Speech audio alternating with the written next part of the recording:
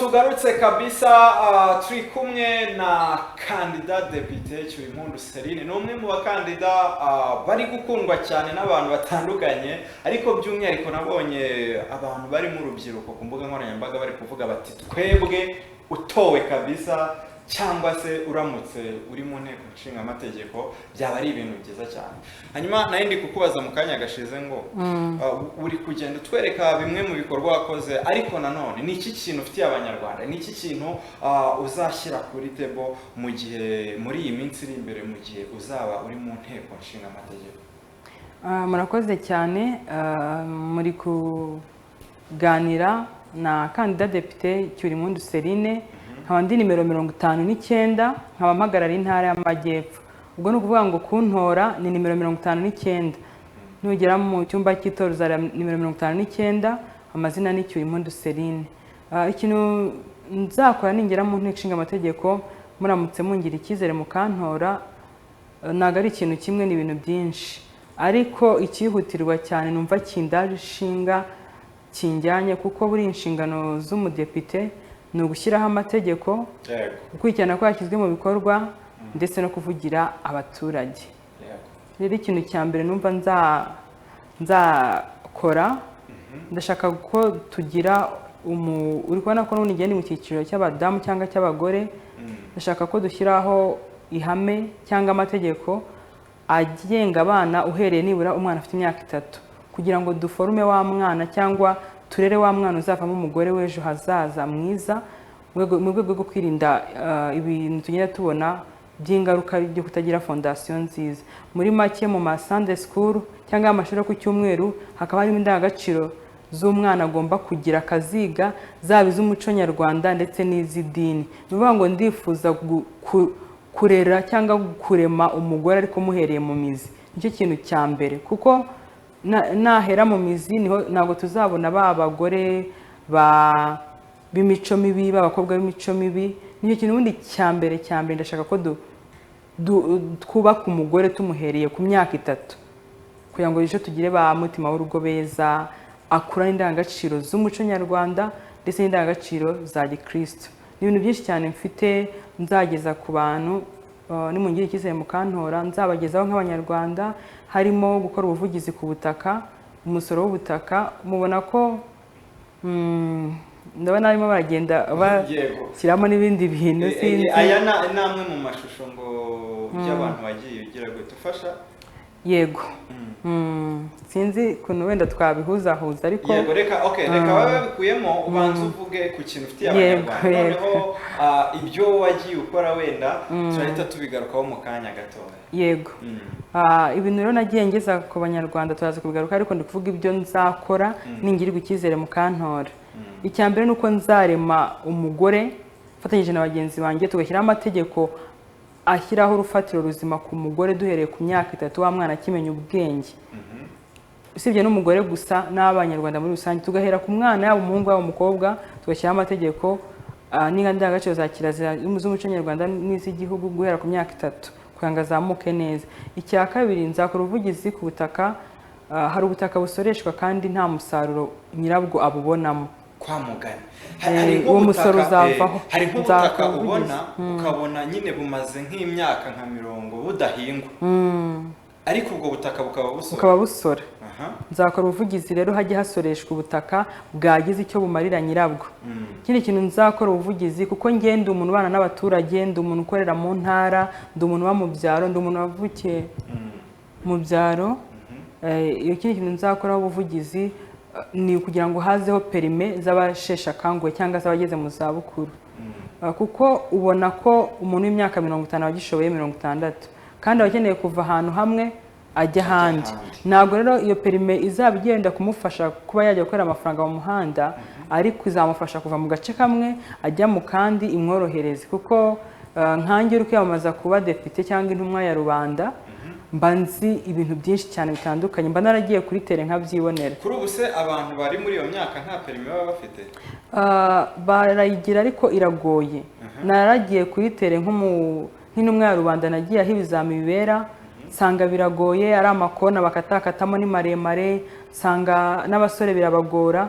Ndavuga nti ndamutse ngiriwe icyizere nkaba umudepite nakora ubuvugizi nibura hakaza ibizami byorohereza abo basaza bageze mu zabukuru kugira ngo bajye babasha kuva mu rugo bajya ku mafamu yabo se kugira ngo bave mu karere kamwe bajya mu kandi cyangwa mu murenge umwe bajya mu wundi. Ikindi kintu nzakoraho ubuvugizi ni ukugira ngo abajyanama b'ubuzima bongererwe ubushobozi. Abajyanama b'ubuzima bajye bahabwa imiti irinda gusama ndetse na sida kuri ba bana bafashwe ku ngufu, kuko ku kibazo cy'ifatwa ku ngufu n'ihohoterwa hari ibitaro bisanzwe bidufasha cyangwa serivisi idufasha biri ku bigo bya hopitale cyangwa ahandi ku mavuriro, ariko ugasanga ntabwo bigera ahantu hose. Kandi uwo mwana yafashwe ku ngufu arataha aryame, umunsi wa mbere ushira bitatu inda na sida tayari cyangwa bibe byamugezeho. Rero iyo miti ndetse iyo miti irinda gusama ndetse n'irinda sida izajya yifashishwa mu gihe habayeho ikibazo cyo gufatwa ku ngufu kugira ngo turamire ubuzima bw'uwo mwana. Ikindi kintu nzakoraho ubusanzwe wenda ako kantu tugatindeho numvisha ari ingenzi cyane, n'ibyo wavuze bindi ni ingenzi, ariko ako kantu numvisha gashobora kurokora ubuzima bwa benshi. Ubundi abantu bafashwe ku ngufu muri ako kanya ubundi mu busanzwe bigenda gute? Mu busanzwe bajya ku nzego zibishinzwe ku rwego rwa RIB bakajyanwa kwa muganga kuri Isange One Stop Center. Ni ayo ma branch cyangwa izo serivisi zikunda kuba ziri ku bitaro bikuru cyane, niho zisangwa, ntabwo ziboneka ahantu hose. Ubwo rero umujyanama uramutse afite ubwo bushobozi yahitaramira uwo mwana akaramira ubuzima bwe bw'ejo hazaza. Ubwo niba mbyumva neza ni muri rwa rwego rwo kwirinda ko amasaha ashobora kuba menshi uwo mwana atarahabwa ubufasha bw'ibanze akaba yakwanduriramo iyo sida cyangwa se ibyo bintu. Yego, ikindi wenda iminota ntabwo ari myinshi ndabinyuramo nihuta. Ikindi kintu nzakoraho ubuvugizi, uri kubona ko mu Rwanda tugira amahirwe, turi abanyamahirwe, ntabwo tugira inzara, nta nzara dufite, ahubwo dufite ibyo kurya bidahagije. Rero nzakora ubuvugizi ibishanga byahawe ba rwiyemezamirimo. Hari ibishanga byahawe ba rwiyemezamirimo ntibabibyaze umusaruro, bisubizwa abahinzi kugira ngo turusheho kwihaza mu byo kurya. Ikintu nacyo ni sawa. Ni sawa. Sinzi impamvu ndi kumva ahubwo ibintu byose. Ni sawa, mba nakoze ubushakashatsi nk'intumwa ya rubanda iri kwiyamamaza. Ikindi kintu nzakora ubuvugizi ku mikorere ya BDF irushaho kunozwa. BDF ni ikigo ubundi gitanga inguzanyo ariko kidasabye ingwate. Rero ukumva iyo serivisi ni nziza, ariko ntago nzakora ubuvugizi birushaho kwihuta no kugenda neza bidatwaye igihe kinini. Ubusanzwe hari ubwo umuntu yajyaga gushaka serivisi bikagenda gake? Yego, icyo kibazo kirahari. Nzakora ubuvugizi kugira ngo bigende neza kurushaho, kugira ngo turusheho kwihuta mu iterambere. Ni ibintu byinshi cyane. Ikindi kintu nzakora ubuvugizi ni ngira amahirwe nkatorwa, kuko ni ibintu biri mu maraso yanjye, ni ibintu navukanye. N'ubu ngubu muri karitsiye aho niwe no kuva ndi umwana kuva kera, buri muntu wese agira ikibazo yazaga kundeba ngo nimukorere ubuvugizi, nkamukorera ubuvugizi. Ngira ngo mwabonye n'abantu bamugaye nagiye nkora ubuvugizi barimo, nagiye mpuza ibigo nkoresheje ubwenge Imana yampaye, nagiye mpuza ibigo by'ubucuruzi ndetse n'inganda nkabihuza n'abahinzi, wenda baraza kutwereka mu mashusho. Ariko kumva ko mfite iyo mpano n'ubundi n'umurava. Niba wenda ibyo uzageza ku banyarwanda byo ni byinshi. Ni byinshi, ibyo ni iby'ingenzi. Ibyo ni iby'ingenzi, kandi n'ibindi biganiro ugenda ukora n'itangazamakuru cyangwa se n'ibindi binyamakuru byandika bagenda bareba ku nkuru zose, haba abanyarwanda nabonye barakwanditseho za Isimbi, Igihe. So ni inkuru ziriyo. Hanyuma reka tugaruke kuri Celine, uretse kuba hari icyo agiye gukora mu gihe kizaza, ni iki yakoze kuri ubu ngubu gishobora gutuma wenda umuntu avuga ati nyamara uyu muntu hari icyo ashoboye? Yego, tubivuge hari n'ibimenyetso. Yego. Okay. Ubwo kubanga bw'ibyuma badufashe bagende bashyiramo amafoto amwe namwe, ntabwo babishyiramo byose kuko n'umwanya dusigaranye si mwinshi, ariko nawe uragerageza kugenda ubinyuramo utubwira. Yego, uyu ni umuntu ubana n'ubumuga, nakorewe ubuvugizi. Aha nuko bakuyemo amajwi ari kubyivugira avuga ko anshyigikiye, nta mwanya dufite wenda ngo yashyiremo, ariko ari kuvuga ati nshyigikiye Celine yankoreye ubuvugizi. Ikindi kintu nakoze, nubakiye abatishoboye baherereye mu murenge wa Tumba. Ngira ngo ni za nzu mwagiye mubona, hari uburyo twagendaga twubaka tugasoza. ahangaha nabaga ndi mu bahinzi n'abahuje n'ibigo by'ubucuruzi, kuko kugira ngo igihugu kirusheho gutera imbere birasaba ko dukoresha imbaraga zacu nk'abanyarwanda, tugakoresha n'ubwenge buri muntu bw'Imana yamuhaye. rero naravuze ntibari abahinzi bahinga bakeza, nakora iki kugira ngo barusheho gutera imbere? Mbahuzaho n'ibigo by'inganda ndetse n'ubucuruzi, bakabakopa matera, ibigega, imodoka zigeza umusaruro ku isoko, bakabyishyura gake gake kugira ngo barusheho kwiteza imbere. Nanjye nk'umunyarwandakazi ukunda igihugu ndushaho kugenda nteza imbere abahinzi, kuko iyo tugiye ku iterambere ry'igihugu tureba ngo ese umubare w'abaryamaga hasi wazamutseho kandi basigaye baryama. uri kumva rero natanze umusaruro, abatari bafite aho kurara barahabona. Mu itumanaho nakoze ubuvugizi, izi ni telefoni twatangaga ahangaha ni mu karere ka Gakenke, nakorera no tureba ubundi nkorera mu gihugu hose. nibura ngera kuri koperative abaturage barenga 3,000,000 baherereye mu makoperative atandukanye mu gihugu. Nagiye ntanga umusanzu ukomeye cyane, kuko naravuga se nk'umwana w'igihugu, nk'imbaraga z'igihugu, dore ko ndi no munsi y'imyaka 30, ni iki nakora kikagira umusaruro abaturarwanda. Nubwo ntari burya uri munsi y'imyaka 30. Yego ndi munsi y'imyaka 30. Ni nanjye mutoya mu bakandida depite bari kwiyamamaza. Mwagiye mubibona ko babyanditseho, ariko ikintu gitumye nza kwiyamamaza nka kandida depite ni ukugira ngo ndusheho kwagura ibikorwa nakoraga. Kandi ikindi kuntora ni amahitamo meza, kuko nzareba mu bijyanye n'iby'abagore, ndebe no mu bijyanye n'urubyiruko, kuko nanjye ndacyari urubyiruko. Nubakira icyizere Rwanda rw'ejo, kandi abamutima w'urugo bo niwo nzaheraho, kuko uyu mubyeyi ameze neza, umuryango ubutekanye. Ku giti cyanjye Sarine, reka nkubwire ijambo, nubwo wenda ibikorwa wakoze byagabikira ahangaha ni byinshi, kuko nabibonye n'amafoto nagusabye, wenda nk'amafoto nkangahe mbona umpaye ibikorwa byinshi. Ndavuga se ku myaka yawe itarenze 30, watubwiye kuri munsi y'imyaka 30, yego ibi bintu wabikoze ute? Wabigezeho ute? Noneho sorry muderanjeho gatoya, buretse ahantu natinyiye nuko mu bakandida bose bari kwiyamamaza nta muntu ufite ibikorwa byibuza biyingayinga nko kuri 40% y'ibyo wagiye ukorera abaturage. Buriya iyo ukora ibyiza n'Imana ibireba. Murabona ko hano mba ndimo ndikorera umuganda n'abaturage, turi mu bishanga, turi gucukura ibyobo bizafata amazi kugira ngo imiceri idatwarwa.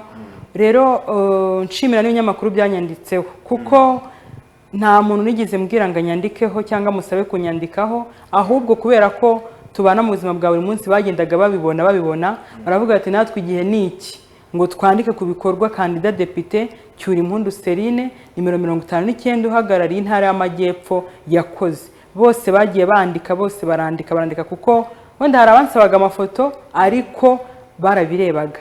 Ikindi kintu naba narakoze nk'umunyarwanda ukunda igihugu, hari n'abashoramari nazanye mu Rwanda gushora imari, byo ni ibintu bifite ibimenyetso. Muri make nakoresha imbaraga zanjye nk'umwana w'igihugu, nahuje abastari.